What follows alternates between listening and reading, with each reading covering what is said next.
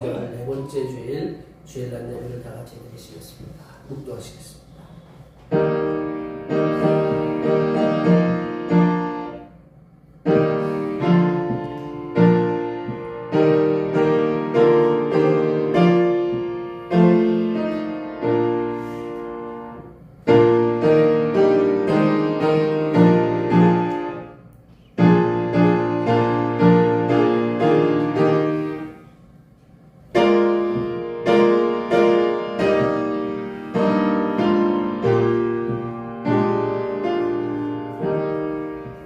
여호와는 나의 목자시니 내게 부족함이 없으리로다.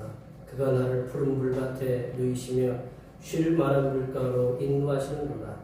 내 평생의 선하심과 인자하심이 반드시 나를 따르리니 내가 여호와의 집에 영원히 살리로다.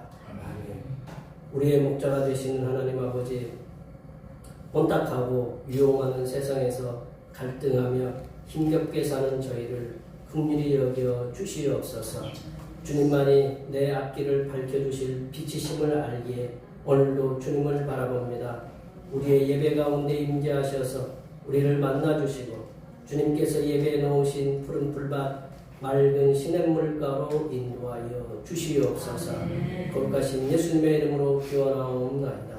아멘. 이 시간 다 같이 일어나셔서 지난 한 주간 동안 우리들이 알게 한 우리의 죄악들의 모든 죄를 같은 마음에 맞추어서 침묵으로 고백하는 고백의 기도를 드리시겠습니다.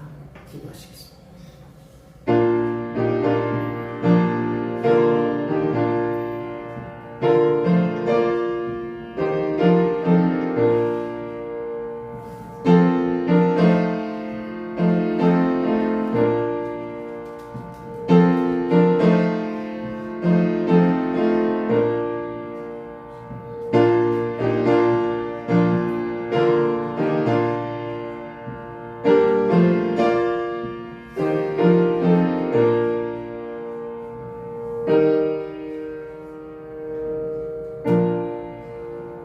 우리 하나님께서는 진심으로 죄를 고백하는 사람들에게 그 죄를 용서하기로 약속하셨습니다.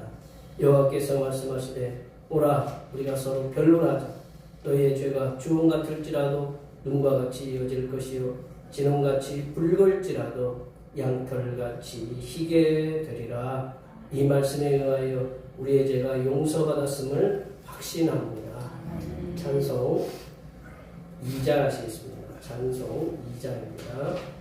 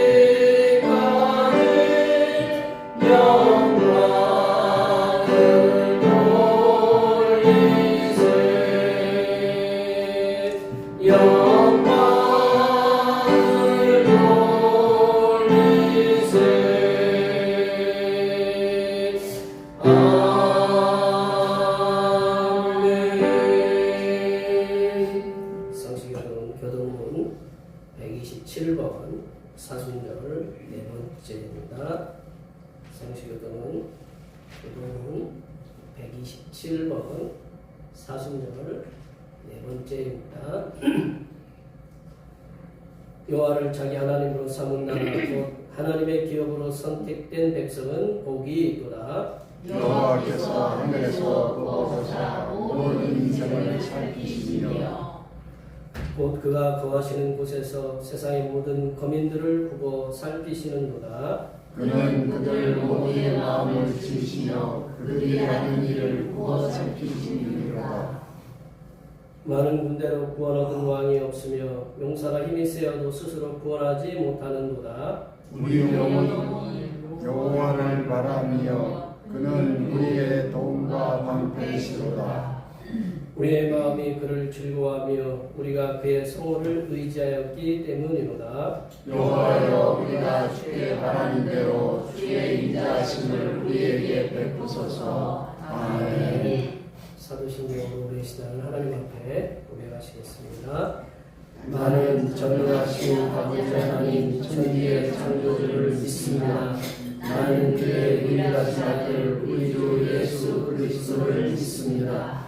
그는 성령으로 잉태되어 동정녀 마리아에게서 나시고 본요 빌라도에게 고난을 받아 십자가에 못 박혀 죽으시고 장사한 지 사흘 만에 죽은 자 가운데서 다시 살아나셨으며 하늘에 오르시어 전능하신 아버지 하나님 우편에 앉아 계시다가 거기로부터 살아있는 자와 죽은 자를 심판하러 오십니다. 나는 성령을 믿으며 거룩한 공교회와 성도의 교제와 죄를 용서받는 것과 몸의 부활과 영생을 믿습니다. 아멘. 다 같이 앉으셔서 찬송 69장 하시겠습니다. 찬송 69장입니다.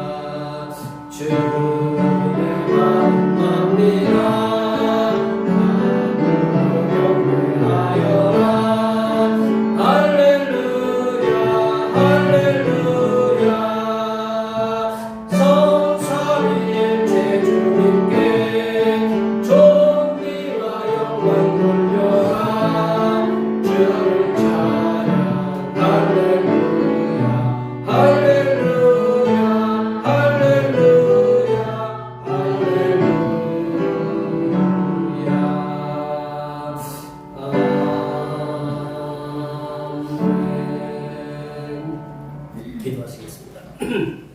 오늘도 말씀으로 성육하여 주신 하나님 아버지, 우리 자신의 허물과 부족함으로 인해 영적 시력이 심각할 정도로 약해졌음에도 불구하고 불편함을 느끼지 못하는 우리의 영적 아둔함을 깨우쳐 주시니 진심으로 감사드립니다. 우리가 이 땅에서 하나님을 믿으며 살아가는 삶이 그저 이 땅에서 마주치는 현실적인 문제를 해결하는데 급급한 모습이 아니라 영혼의 문제에 더 큰 관심을 가지며 살아가게 하여 주시옵소서. 하나님 아버지, 우리가 살아가는 삶은 오로지 하나님의 은혜로 이끄심을 받은 삶을 살아가게 하여 주시옵소서. 이 땅에서 허락하시는 삶의 자리와 삶의 시간 동안 우리를 향하신 예수님의 사랑을 증언하며 살아가게 하여 주시고 오로지 하나님께만 영광을 돌려드리는 삶을 살게 하여 주시옵소서. 하나님 아버지, 하나님을 믿는 그리스도인으로서 이 땅에서 살아갈 때에 하나님을 알지 못하는 자들과의 어울림 자리에서도 하나님의 은혜를 입은 자로서 소금과 빛의 사명을 감당하며 살아가게 하여 주시옵소서. 하나님 아버지, 하나님께서 사랑하시는 대평교회 권속들을 긍휼히 여겨주시어서 하나님께서 살아 역사하심을 체험하며 살아가게 하여 주시옵소서. 하나님을 신실하게 믿는 믿음을 통해서 하나님께로부터 착하고 충성된 종임을 인정받는 하나님의 자녀가 되게 하시고 이 땅에서의 삶이 하나님께만 영광 돌려드리는 삶이 될 수 있도록 우리들이 지니고 있는 몸의 질병들도 치유하시는 은혜의 역사가 일어나게 하여 주시옵소서. 하나님 아버지께서 무엇을 먹을까, 무엇을 마실까, 무엇을 입을까 염려하지 말라라는 말씀대로 믿고 간구하는 모든 기도의 제목들에게 응답하여 주시어서 하나님을 알지 못하는 이들이 하나님의 살아계심을 입술로 고백하게 하여 주시옵소서. 하나님 아버지, 이 시간 거룩하신 하나님 말씀을 듣겠습니다. 내려주시는 말씀을 통하여 우리 심령에 하나님의 은혜와 하나님의 지혜가 충만하게 채워지게 하여 주시옵소서. 우리의 구원을 위해 십자가를 지신 우리 주 그리스도 예수님의 이름으로 기도하며 이제는 주님께서 가르쳐 주신 기도로 기도하오니 하늘에 계신 우리 아버지, 아버지의 이름을 거룩하게 하시며 아버지의 나라가 오게 하시며 아버지의 뜻이 하늘에서와 같이 땅에서도 이루어지게 하소서. 오늘 우리에게 일용할 양식을 주시고 우리가 우리에게 잘못한 사람을 용서하여 준 것 같이 우리 죄를 용서하여 주시고 우리를 시험에 빠지지 않게 하시고 악에서 구하소서. 나라와 권능과 영광이 영원히 아버지의 것입니다. 아멘.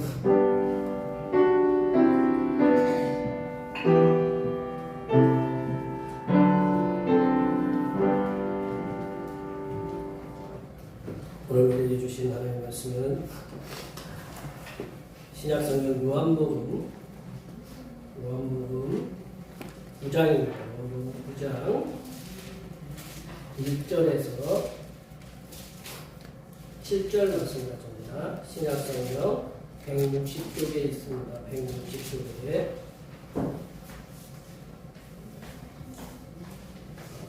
사순절 네 번째 읽어주시는 말씀은 신약성경 요한복음 9장 1절에서 7절 말씀까지입니다. 신약성경 160쪽에 있습니다. 한 절씩 교독하겠습니다. 예수께서 길을 가실 때 날때부터 맹인된 사람을 보십니다.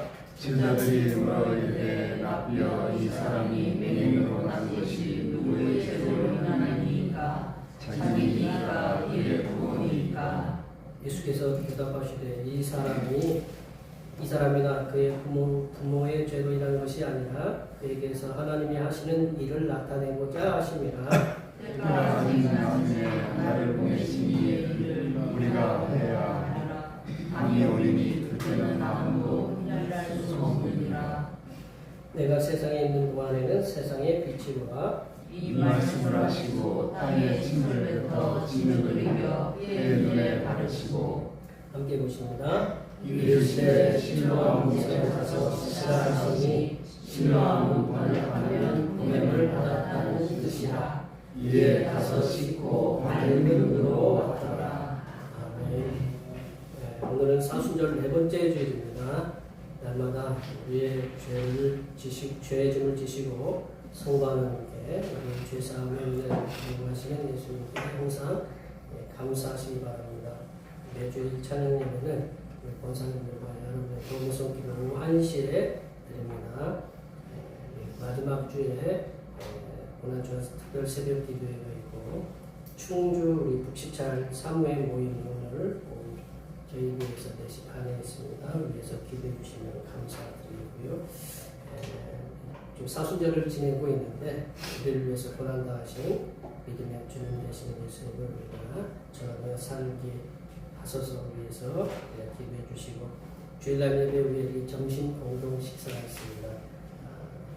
날마다 이렇게 주님께서 주시는 우리 식사가 있는데 이렇게 감사드리고 우리 성도님들이 늘 강건하여서 이렇게 주님 앞에 늘 함께 나오면 좋은데 모든 상황들이 100% 맞는 때가 드문 것 같아요. 이렇게 우리 모든 교인이 총 출동하시는 것이 그래서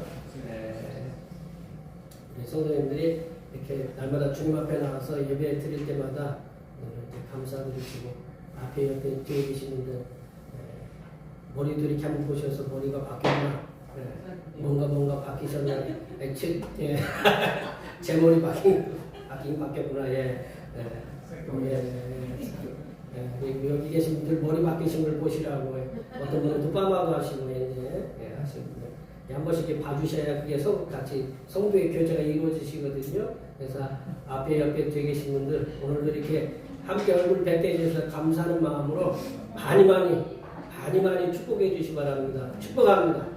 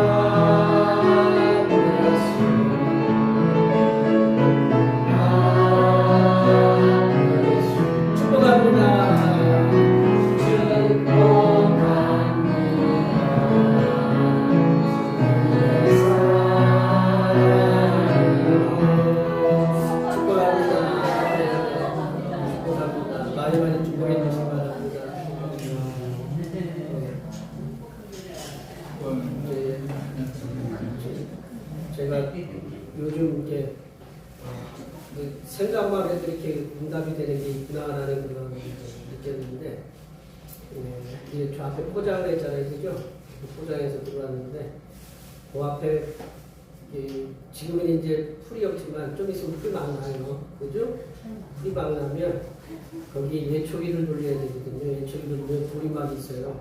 돌이 많이 있어가지고 저도 돌한테 많이 맞고 위험하고 그런 상황인데 예초기도 잘 안 되고 거기다가 그래서 저기 좀 포장 좀 했으면 좋겠다. 그런 생각을 했었어요. 그랬더니 거의 20년 만에 포장이 되네요. 제가 이게 하나님이 20년 만에 이렇게 들어요. 그러니까 이게 하나님 제가 제 손으로 한 게 아니고 저걸 하면 돈이 드는데 몇 놈에가 들어갈까? 머릿속에 막 불려지잖아요, 그죠? 근데 하나님이 제가 손 하나도 안 대고 손 하나도 힘 안 쓰고 그게 이렇게 딱 포장됐으니 제가 좀 게을러지긴 하겠죠, 근데 이제 이렇게 포장해서 깨끗하다 그런 느낌이 드는데 여기 계신 분들도 이렇게 하나님 이렇게 생각하고 마음 먹고 기도하면 하나님이 때에 따라서 우리가 생각하지 못한 방법으로도 하나님이 응답해 주신다. 그런 믿음으로 이렇게 살아가시면 감사하겠습니다.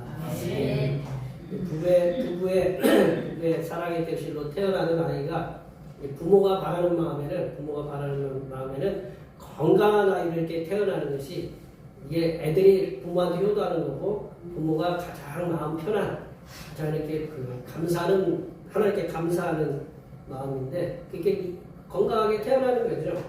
근데 이제 부모의 바람과는 달리 몸에 질병을 가지고 태어나서 그게 장애가 되는 그 아이들이 있어요. 그거를 뭐라고 이렇게 용어를 정의하냐면 선천적 장애라고 이렇게 표현해요. 선천적 장애. 태어나면서부터 가진 장애라는 것을 이렇게 얘기를 하거든요. 근데 선천적 장애의 대부분이 뭐냐? 부모의 잘못이라는 얘기예요. 부모의 유전적인 요소가 내려보세요. 부모의 유전적인 요소가 가장 많고 그리고 엄마를 통한 태아의 그 감염이 그게 이제 선천적 장애를 일으킨다. 한 예로 이제 우리 시각장애인들이 이제 대부분의 약 44%가 유전적인 요소라고 이렇게 얘기하고 있고 그리고 이제 뭐 풍진, 우리 엄마들이 풍진이 무섭잖아요. 보면 풍진을 어머님들이 태아에 아기가 있는데 풍진이 걸렸다.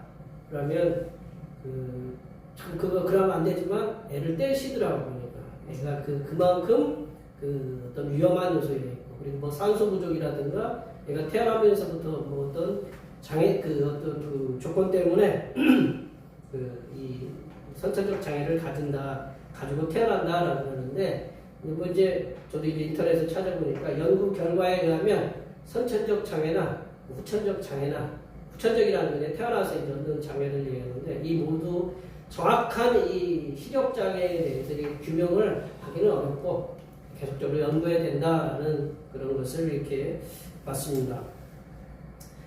아이가 선천적으로 이렇게 시각장애를 가지고 태어난다는 거. 저도 애들을 이제 셋을 제가 낳은 건 아니지만, 제가 셋을 낳았지만, 셋을 보면서 제일 먼저 이렇게 보는 게 부모들 그렇잖아요. 뭐 다 멀쩡한가? 사지가 멀쩡하고, 뭐 이렇게 손발이 있고, 뭐 이렇게 눈, 코, 입 제대로 이렇게 다 있나? 근데 좀 문제되는 건 이게 눈이 보이는지 안 보이는지는 잘 모르잖아요. 귀가 듣고 잘 안 들리는 거는. 이게 장성해 봐야 이해되는 거죠. 조금 커가면서. 이 아이가 선천적으로 시각장애를 가지고 있다는 거. 그러니까 이제 시각에, 우리가 이제 요즘 패럴림픽이라고 동계, 밀라노에서 하고 있는 거 있잖아요. 동계 패럴림픽, 동계 올림픽이 있는데 아마 시각장애를 가진 분들의 그 운동 경기는 없는 것 같아요. 지체장애나 뭐 이런 거 있는 거. 왜냐면 스포츠라는 건 움직여야 되잖아요. 부딪혀 싸우든지, 뭐 농구를 해도 휠체어 타고 농구하시는 분 봤어도.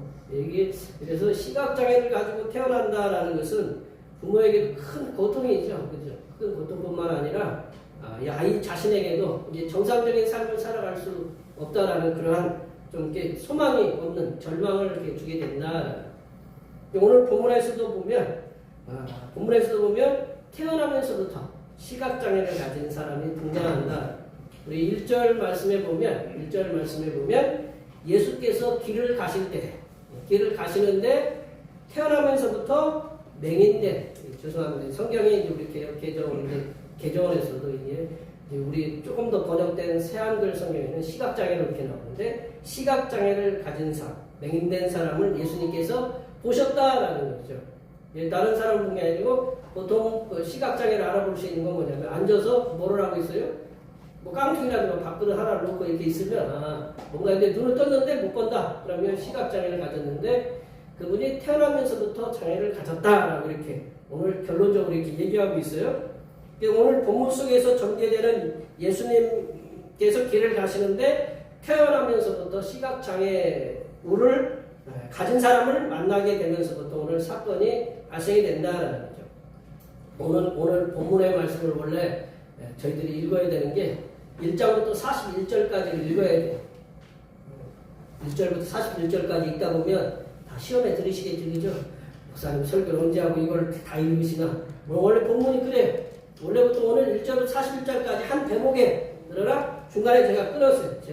저도 시험에 들지 않고 우리 성도님이 시험에 들지 않게 우리가 설교하다 보면 말씀이 다 나오는데 오늘 말씀의 배경은 1장부터 41장 이 전체 구장 구성된 구장 전체다라는 거죠. 본문을 우리가 7절로만 재현해서 읽었지만 말씀의 내용은 구장 전체를 오늘 우리가 살펴볼 것이다라는 거죠. 요한복음 9장은 길을 가시면 예수님께서 길을 가시면서 만났던 시각장애우를 예수님께서 치유하시면서 예수님께서 그냥 가셨으면 아무런 사건이 발생하지 않았을 텐데 예수님께서 치유하시면서 일어났던 사건이다라는 거죠. 일어나가지고 논쟁이 일어났어요.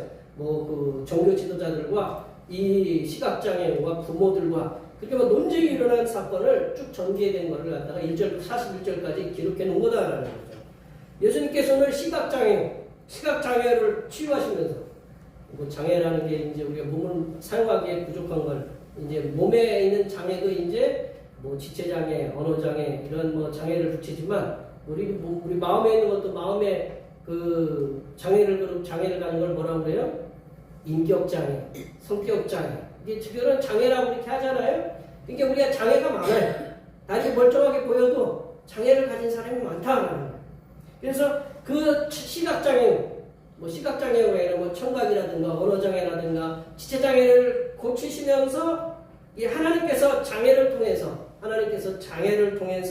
어떤 일을 하시는지를 오늘 말씀을 통해서 함께 나눠보도록 하겠습니다. 장애를 통해서 하나님께서 하시고자 하시는 일이 뭔가? 첫 번째는 예수님께서는 세상의 빛이시다라는 것을 말씀하시다. 세상의 빛이시다. 예수님께서는 세상의 빛이심을 말씀하십니다. 5절 말씀을 저희들이 다 같이 읽어볼까요? 내가 세상에 있는 것만을 세상의 빛이시로다. 예수님께서 길을 가시면서 만났던 시각장애우를 예수님께서 치유해 주셨어요. 예수님께서 마태, 마가, 누가 이 세 가지 복음서를 공관복음서, 관점이 비슷하다고 해서 공관복음서라고 하는데 이 세 가지 복음서에 의하면 예수님께서는 수많은 병자들을 만나셨어요. 생각해보세요. 누가 그 사람한테 가니까 그냥 발로만 해도 나았다. 그러면 소문이 나면 어떻게 돼요? 내가 갖고 있는 질병 그냥 어떻게 수단 방법을 가리지 않고 갈 거야? 안 가요? 왜 가죠? 여기 계신 분들 그런 일 있잖아요. 아이가 아프다.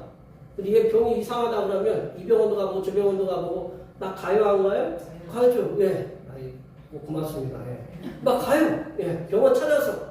그러니 이번에 그 예수님이 말로만 얘기했는데 치유됐다. 수만 원이었는데 고쳐졌다. 내가 무슨 질병 걸렸는데 그러면 소문이 나요 안 나요? 그런 소문은 빨리빨리 나요. 그래가지고 어떻게 해요? 사람들이 막 몰려와요.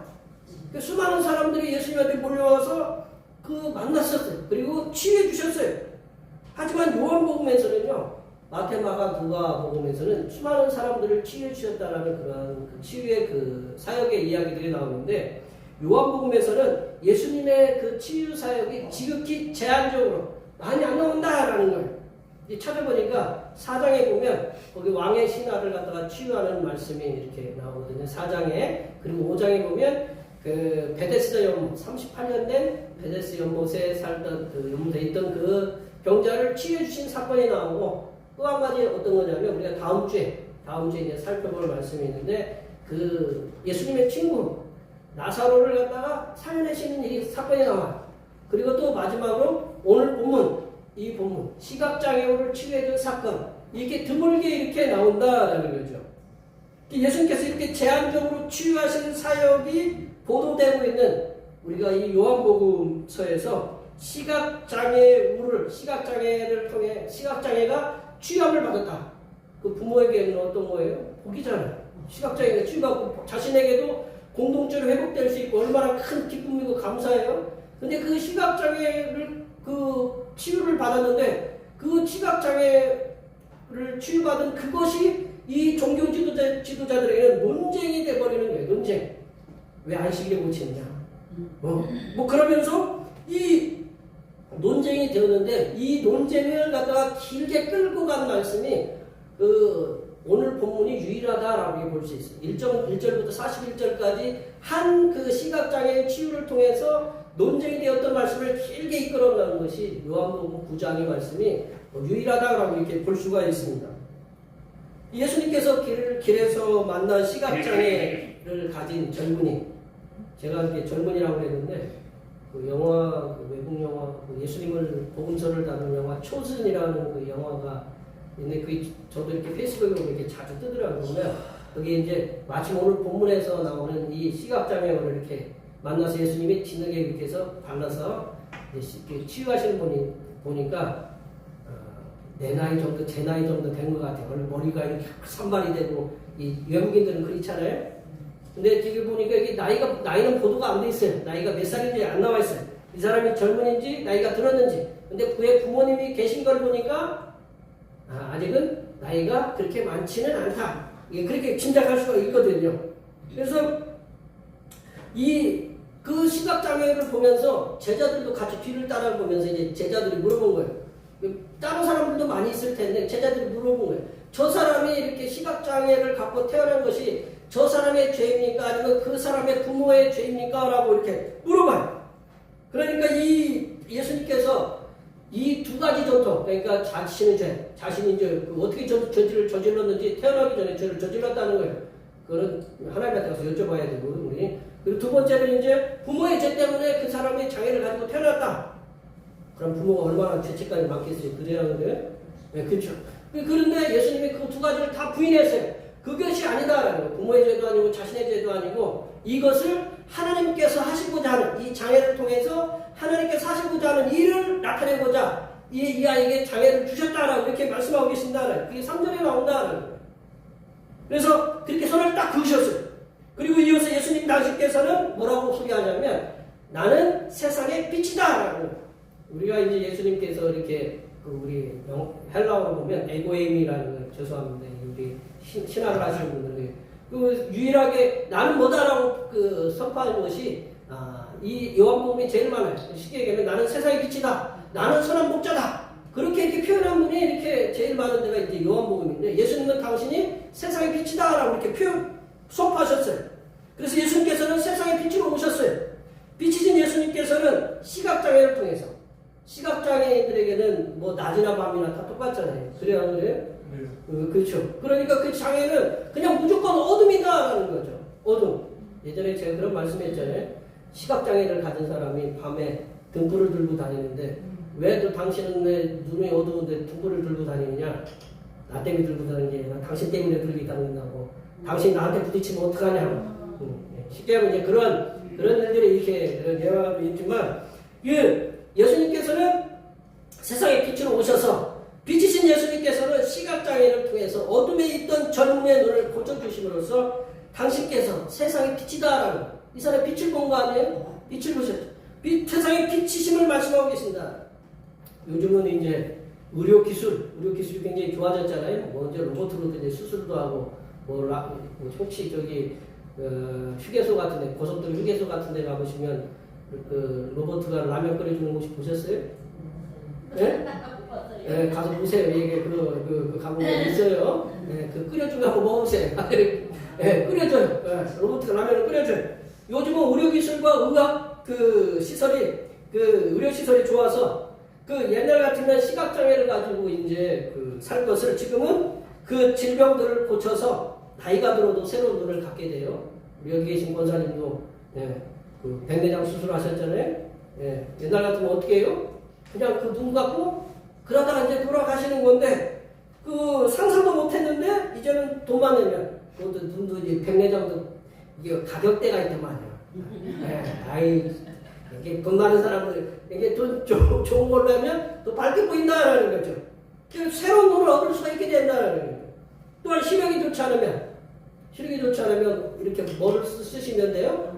안경을 쓰시면 돼요. 안경도 좋은 게 있고 좀 싼 게 있고 좀 비싼 거 있고 뭐 우리 집사람처럼 안경을 보면 어떤 데 보면 선글라스처럼 봐요. 왜 그러냐? 이게 두 가지 색깔이 이렇게 나타나는데 요즘은 색깔이 하여튼 희한한 안경들도 많아요. 옛날 같으면 눈을 갖다가 이렇게 그냥 그러시다가 저기 돌아가실 테지만 요즘은 안경점에 가면 좋은 안경 맞춰서 밝은 눈을 이렇게 본다라는 거죠. 그래서 이제는 시력이 좋지 않아도 의료시설을 갖다가 힘입으면 새로운 눈을 얻게 되는 그런 세상에 왔다라는 거죠. 좋지 않던 눈이 어두웠고 막 어두웠는데 갑자기 안경을 딱 쓰면 어떻게 보여요, 눈이? 밝게 보여요. 밝게 보인다고 그래. 뭘 밝아, 이렇게. 뚜렷하게 보이는 걸 밝게 보인다고 그래요. 그렇게 이게 밝게 보이는 거. 오늘 본문에서 보면 치유된 이 시각장애인은 밝은 눈으로 왔다 이렇게 표현이 됐어요. 이게 보게 됐다라는 표현인데, 그래서 예수님께서는 시각적으로 어둠에 있던 자들도 고치신다라는, 이게 뭐 눈만 고치시는 게 아니고 다 고치신다라는 거예요. 그런 고치시는 하나님이 예수님이시고, 영적으로 어둠에 있던 자들, 그러니까 앞에 장애도 마찬가지로 지금 우리 지체 장애만 있는 게 아니고 인격 장애도 있고 성격 장애도 있고 우리 속에 장애들이 있잖아요. 우리 그래서 뭐 좀 요즘 보면 좀 뭐 이상한 일이 있잖아요. 어떤 등치 큰 190cm 되는 친구가 갑자기 엄마랑 병원에서 이렇게 나와가지고 문에 가만히 앉아있는 사람 문 열어가지고 차에 앉아있는 사람 막 때리고, 혹시 그거 보셨어요? 그게 인격 장애거든요. 우리 속에 장애들이 많이 있어요. 요즘 세상이 하도 복잡하니까 장애들이 많이 있다라는 거죠. 그런 장애들도 하나님이 고치신다라는 거죠. 그래서 세상 어두운 눈에 있는 사람들을 고치시고, 마음에 어두운 사람들도 고치시고, 그래서 세상을 보고 예수님께서 구세주가 되신다라는 것을 알 수 있도록 예수님께서 세상에 빛을 오셨다라는 거죠. 그러니까 예수님께서는 세상의 빛이시기 때문에 우리들의 삶이 어둠에 있다고 생각되면 세상의 빛이신 예수님께로 나와야 된다. 우리가 그 빛은 멀리 있어도 다 보이잖아요. 그렇죠? 그럼 우리가 빛을 따라서 가요. 요즘 추운데도 불구하고 제가 밤에 불을 켜놓으면 날파리들이 저기다 어떻게 들어오는지 쪼무투으로 들어와가지고 이렇게 있어요. 그래서 빛을 찾아오거든요.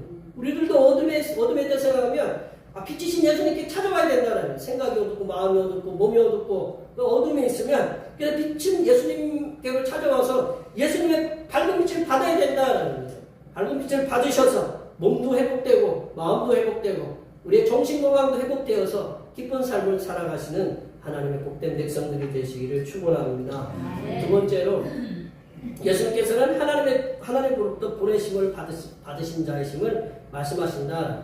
예수님께서는 하나님으로부터 보내심을 받은 자이심을 받은 분이심을 말씀하신다.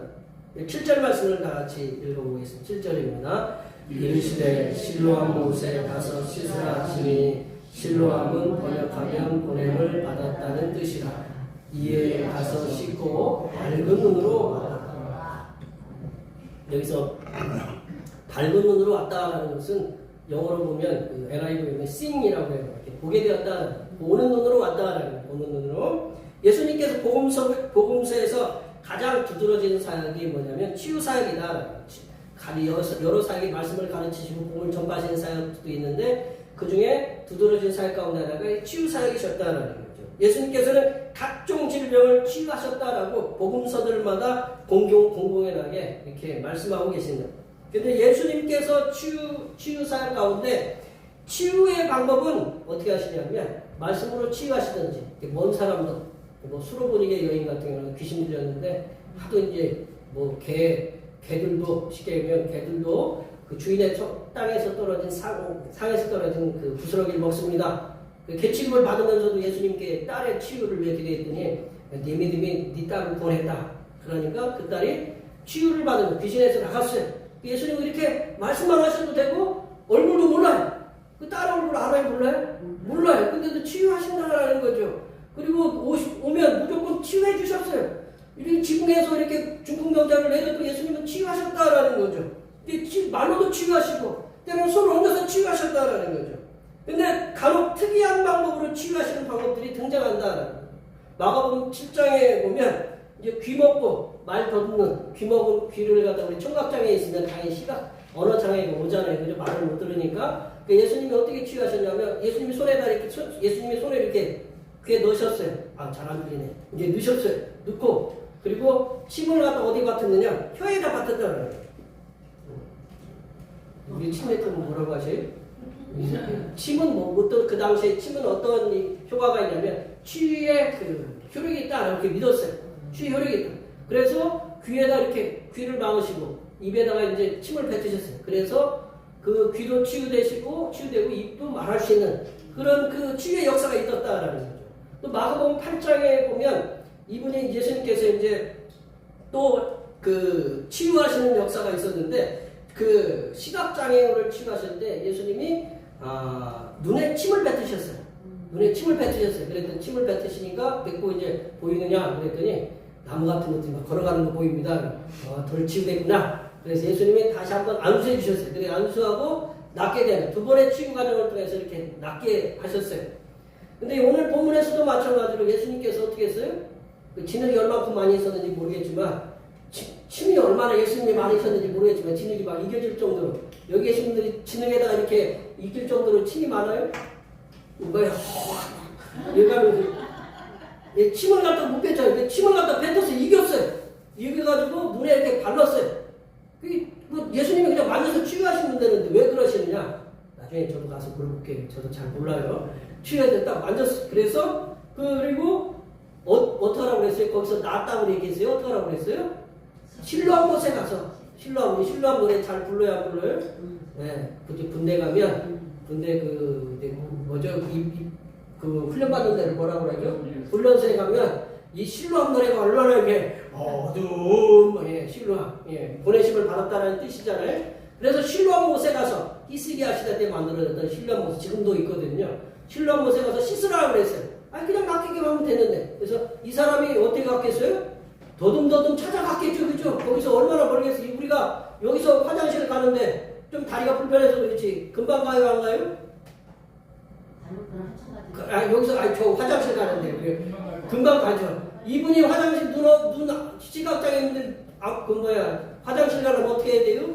우리가 가서 이렇게 뭐 부축도 해줘야 돼요. 그래요. 예수님이 그 실로암이 얼마나 멀었는지는 잘 몰라요. 몇백 메다는 됐겠죠. 가면 힘겹게 가서 그래서 실로암 못에 가서 씻었어요. 씻었더니 어떻게 됐어요? 눈이 밝아졌다. 네. 여기 계신 분들한테 예수님이 기부스하고 가서 저기 가서 씻고 와라 그러면 가실 거예요? 안 가실 거예요? 가야지. 그죠? 가야 돼요. 네. 이게 보내심을 받았다라는 의미다라는 거죠. 근데 이 보내심을 받았다라는 의미가 또 어떤 의미가 있냐면 이 하나님께서 예수님을 보내셨다라는 의미로도 우리가 읽어야 된다라는 거예요. 우리가 이제 그 요한복음에 보면 예수님 당신께서 하나님의 보내심을 받은 자라고 요한복음 12장 44절에 보면 그렇게 나와요. 그래서 예수님께서는 하나님께로부터 보내심을 받은 자다라는 거죠. 그래서 예수님께서는 시각장애를 치유하신 이유는 예수님 당신께서는 홀로 일하시는 게 아니고 하나님께서 보내심을 받은 그 사명을 감당하시는 분이시다라는 것을 얘기해 준다라는 거예요. 시각장애인은 자신을 치유하신 예수님을 뭐라고 고백하냐면 17절에 보면 요한복음 9장 17절에 보면 선지자라고 이 종교 지도자들에게 얘기해. 또한 이게 또 뒤로 이제 이 친구는 이 시각장애인은 말씀을 읽을 수 없기 때문에 기동량으로 들었어요. 모세의 글, 선지자의 글, 창세기부터 이렇게 살펴본까 지금까지 살펴본 결과 그 선지자 사람 중에 눈이 치유돼서 고친 사람이 없다라는 그거를 갖다가 이 사람은 들은 거예요. 그래서 32절에 보면 이것을 토대로 해서 이분은 하나님께서 보내신 자다라는 것을 이 종교 지도자들에게 대놓고 그렇게 강하게 어필하고 있어요. 얘기하고 있어요. 시각장애인과 자신이 예수님께로부터 불치의 병인 이 사람은 예수님을 만나기 전에는 어떻게 됐을까요? 오늘 하루도 그냥 이렇게 해서 잘 보내다가 아버지가 이제 오면 부모님이 오면 또 데리고 가서 집에 가서 또 자고 또 그 다음날 밥 챙겨가지고 엄마 아빠가 얘들 갖다 놓으면 또 그 하루 지내다가 또 데리고 가고 부모님도 먹고 살아야 되잖아요. 다른 자식도 있을 거 아니에요. 그래서 시각장애인과 자신이 예수님께로부터 불치의 병인 시력장애인 치유함을 받은 것을 통해서 예수님께서는 하나님께서 보내신 분이심을 분명하게 이 시각장애인, 치유를 받은 이 시각장애인을 통해서 말씀하고 계신다. 우리가 믿고 섬기는 성삼일체 하나님 가운데 한 분이신 예수님께서는 이 땅에 사람의 몸을 입고 오셨습니다. 그렇지만 분명하고 확실하게 우리가 고백해야 될 사실은 예수님께서는 성부 하나님께서 우리의 죄속함을 위해서 이 땅에 보내셨다라는 것을 분명히 깨달아야 된다는 거예요. 그리고 우리의 질병을 치유하기 위해서 이사야 53장에 보면 그가 채찍에 맞음으로 우리가 나음을 입었고 그가 질고를 받음으로 해서 우리가 우리 질병이 치유되었다라는 그것이 나오잖아요. 그래서 예수님은 우리의 죄도 속하지만 우리의 질병도 치유하시기 위해서 이 땅에 오셨다. 보내심을 받으셨다라는 것을 우리가 분명히 기억해야 된다. 예수님께서는 우리가 갖고 있는 고난의 삶들 상황 가운데 임재하셔서 우리가 다 듣고 하나님은 다 듣고 계신다. 우리 벽에도 귀가 있다라고 어른들이 얘기하잖아요. 남말은 새가 듣고 반말은 쥐가 듣는다는 것처럼 듣고 하나님은 우리가 그 전에 몇 주 전에 살펴봤지만 하나님은 다 듣고 계신다라는 거죠. 이스라엘 백성들이 물이 없다라는 걸 다 보고 듣고 계신다라는 거죠. 그러면 방법을 찾고 계신다라는 거죠. 예수님께서는 우리가 겪고 있는 고난의 삶의 상황들 가운데 임재하셔서 치유하시고 회복시키셔서 우리들이 하나님을 예비하도록 하시기 위해서 예수님께서는 하나님으로부터 보내심을 받으셨다는 사실을 믿으시기 바랍니다. 네. 세 번째로는 예수님께서는 심판주로 오셨다라고 이렇게 말씀하고 계십니다. 예수님께서는 심판주로 오셨다라는 것을 말씀하고 계신다. 39절 말씀을 우리가 다 같이 읽어보겠습니다. 예수께서 이르시되 내가 심판하러 이 세상에 왔으니 보지 못하는 자들은 보게 하고 보는 자들은 매인이 되게 하려 하니라 하시니. 참 말씀이 역설적이죠. 보지 못한 자들은 보게 하고 보는 자들은 본다고 생각하는 자들은 시각장애를 만드시겠다라는 예수님을 일껏 고쳐놓고 또 시각장애를 만드시고 이제 예수님께서는 성부 하나님으로부터 육신을 입으시고 이 땅에 보내심을 받으셨어요. 그 이유가 뭐냐면 세상 죄를 지시기 위함이고 우리들의 질병을 고치실 뿐만 아니라 성삼일체 하나님으로부터 위임을 받으셨어요. 무슨 위임을 받았냐면 심판하시기 위해서 심판의 위임을 받으셨다라는 거죠. 예수님께서 오늘 본문을 통해서 심판하시고자 하시는 것은 시각장애를 가진 자들은 고치시고 시각 멀쩡하다고 생각하는 그들을 눈을 멀게 하시는 시각장애를 갖게 하시는 그러한 그 심판을 하시겠다. 눈이 이렇게 안 보이면 죄는 덜 짓지 않아요. 그죠? 이 정도는 안 하시네. 눈을 안 보면 뭐 이렇게 덜 죄를 짓지 않아요. 그죠? 우리가 보통 보는 걸로 이렇게 요즘은 뭐 눈만 뜨면 맨날 보잖아요. 그죠? 네, 보고 우리 보면 예쁘다고 하면 되는데 아이고 어떻게 저렇게 생겼어? 뭐 그렇게 하면 이게 뭐 상황이 어떻게 돼요? 저 그렇잖아요. 이게 봄을 통해서 그러니까 이 심판한다는 건 뭐냐면 눈을 보이지 않았던 사람들은 순수하기 때문에 하나님을 찾을 가능성이 많아요. 근데 하나님 눈 뜨고 말짱하게 보고 그러니까 뭐예요? 그냥 자기 생각이 많다라는 거죠. 그래서 니들은 차라리 맹인 되는 게 낫다. 이제 그렇게 예수님이 그 말씀을 하신 거거든요. 예수님께서는 육체적으로 시각장애를 통해서 고통당하는 이들을 치유하심을 통해서 빛의 자유를 주셔요. 그렇지만 앞으로 영적인 소경으로 계속적으로 진리 하나님을 영원토록 보지 못하도록 눈이 멀쩡한 사람들을 영적인 소경으로 만들겠다. 예수님께서 영적인 소경된 자들에게 계속적으로 영적인 소경으로 명월게 하시겠다고 심판하시는 말씀은 왜 그렇게 그들을 갖다가 심판하시려고 하냐면 종교 지도자를 대놓고 얘기하는 거거든요. 그들은 자신의 전통, 자신이 믿고 온 그런 고정관념, 그런 카테고리 속에 그리고 정치적인 인권, 그거에 갇혀서 예수님께서 구세주로 오셨는데 그거를 못 알아본다라는 거죠. 그리고 죽음에 몰아넣으려고 조금 있으면 예수님이 우리의 사순절이잖아요. 예수님을 죽음에 몰아넣으려고 하는 그들을 차라리 영적인 그 소경이 되게 해서 그들을 심판하시겠다. 하나님의 사람된 우리들은요, 우리 자신들이 하나님의 진리의 말씀에 대해 무지함을 통해서 하나님의 진리의 말씀에 대해서 무지함을 통해서 영적인 소경이 되어가지 않도록 힘써야 된다는 거예요. 예, 예수님이 그런 말씀하셨죠. 소경이 소경을 인도하면 어떻게 된다는 거예요? 같이 이제 망하는 거죠. 그러니까 그들은 소경이 되어서 그렇게 인도한다. 그래서 사람이 영적인 소경이 되어가는 길의 증상이 뭐냐? 하나님 말씀에 대해서 무시하는 거예요. 그리고 하나님 말씀에 대해서 안중이 없어요. 그리고 오로지 자신의 경험, 그리고 자신의 과학, 자신의 이성의 판단, 자신이 쌓아놓은 업적, 그런 거에 갇혀서 진리이신 하나님을 맡고 자신들만의 신앙의 왕국을 세우는 어리석은 일에 힘쓰는 것이다. 그러니까 하나님 말씀에 대해서 겸손하게 이렇게 자꾸 깨져야 되는데 하나님 말씀을 맡고 거기에 자신의 경험, 자신의 생각, 자신이 없죠. 자신들의 어떤 그 지금까지 갖고 온 전통으로 예수님의 말씀, 하나님의 말씀 막는다라는 거죠. 그게 바로 영적인 소경이 되어가는 길이다라는 거죠. 그러므로 하나님의 사람들은 우리들이 하나님의 말씀을 떠나서 영적인 소경이 되어가지 않도록 날마다 말씀 앞에서 우리 자신을 복종시키고, 그래서 사도 바울이 자신이 뭐라고 했냐면 나는 날마다 죽노라 그러잖아요. 말씀 앞에서 자꾸 죽는 사람. 왜냐하면 자기도 이렇게 죽은 사람 살리고 치유하는 병자가 역사가 일어나고 많은 사람들이 그 자기에 따르고 있으니까 잘못하면 어떻게 돼요? 자칫 저쪽 신천지의 그 이만이나 통일교 그런 사람들처럼 될 수 있다. 그래서 그거를 경계하기 위해서 어떻게 해요? 자신을 참 날마다 복종시키는 거예요. 그래서 우리가 우리 자신을 잘만 날마다 하나님 말씀이 우리 자신을 빼도록 해야 된다는 거예요. 그리고 그 말씀이 우리의 몸과 마음과 생각과 정신을 지배하고, 내 생각이 지배하는 게 아니라 하나님 말씀이 내 생각, 내 마음, 내 사상을 지배할 수 있도록 그 말씀이 우리 안에 좌정하도록 우리 힘써야 된다.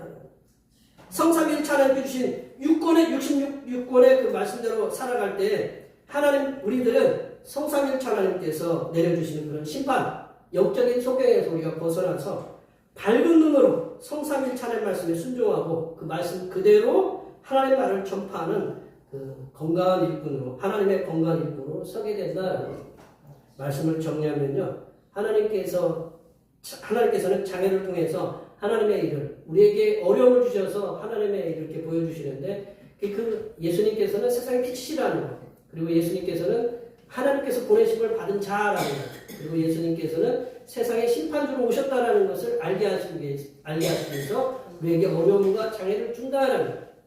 여기에 모여 예배하시는 모든 하나님의 백성들께서는 세상의 빛이시고, 또한 하나님으로부터 보내심을 받으시고 세상의 심판주로 오신 예수 그리스도를 온전히 섬기시고 믿으시면서 그분의 말씀에 온전히 순종해서 성삼일체 하나님께서 내려주신 놀라운 은총, 질병의 치유라든가 우리가 갖고 있는 그런 문제들이 해결되는 그런 은총과, 그리고 하나님께서 주는 그 마음의 평강의 복이 충만하게 임하시기를 간절히 축원합니다. 기도하시겠습니다.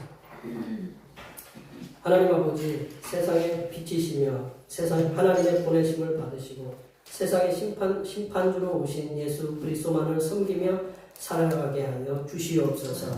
우리들이 영적인 소경이 되지 않도록 성경 66권의 말씀을 읽고 듣고 지켜서 세상의 복음을 전파하면서 살아가는 복음 전파자로서의 삶을 살아가게 하여 주시옵소서. 걸어가시는 예수님의 이름으로 기도하옵나이다. 아멘. 오늘 우리에게 주신 말씀 세하시면서 찬송 366장 하시겠습니다. 찬송하시면서 주님의 이름을 하나님 앞에 되시겠습니다.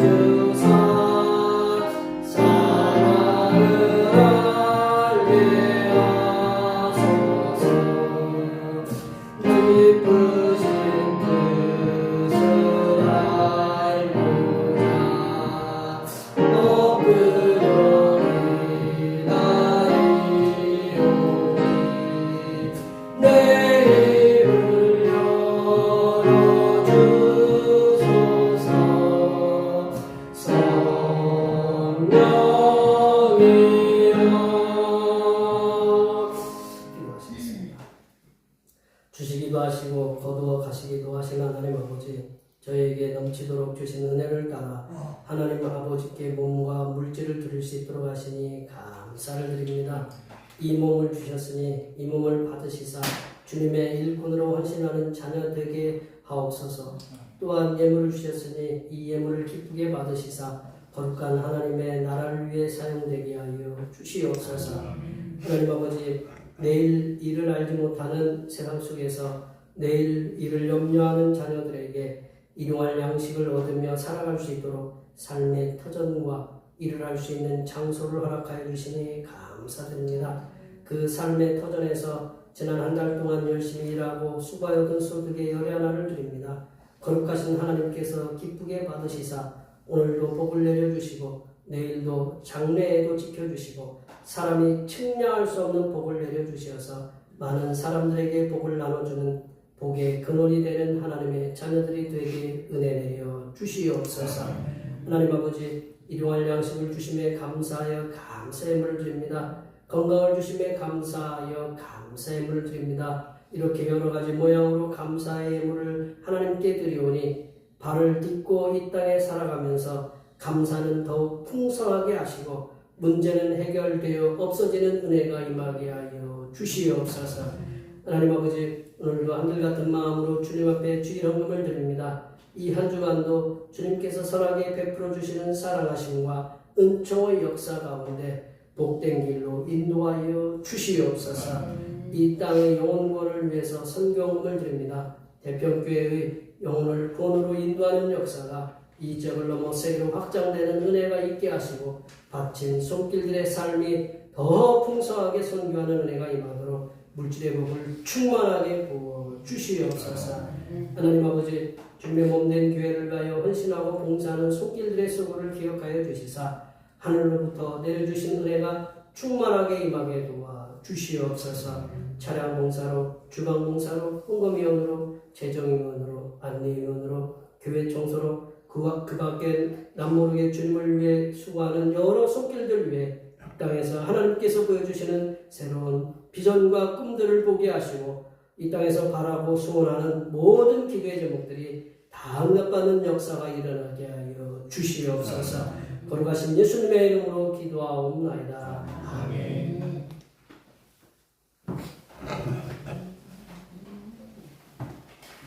다 같이 일어나셔서 사명선언을 제청할 수 있습니다.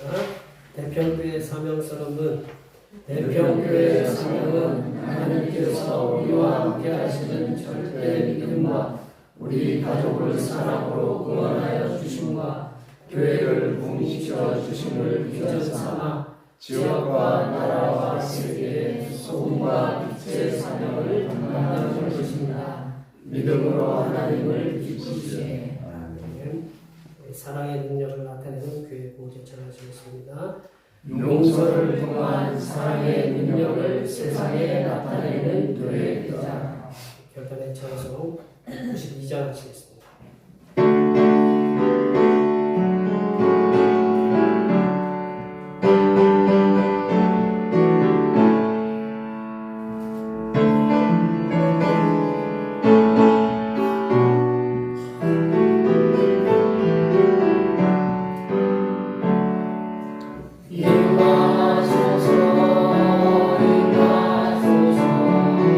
바람 같은 성령이여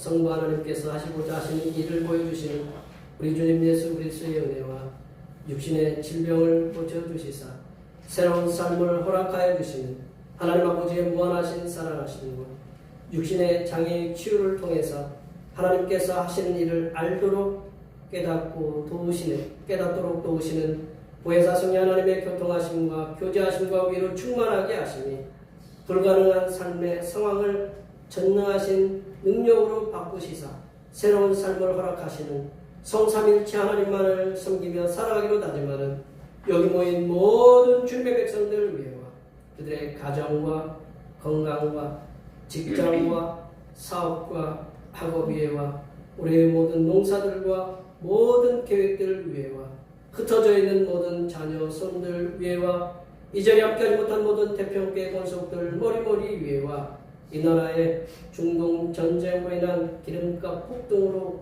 고통을 당하고 있는 서민들이 속히 기름값 안정으로 평안한 일상의 삶을 살아갈 수 있도록 하나님께서 정부에게 지혜로운 정책을 부어주시는과 이란과 미국과의 전쟁으로 무고하게 희생당하는 시민들이 더 이상 발생하지 않도록 하나님께서 미국과 이란 정부를 통해 전쟁이 그치도록 역사하여 주시니 이제부터 영원토록 함께하옵시기를 간절히 축원하옵나이다. 아멘.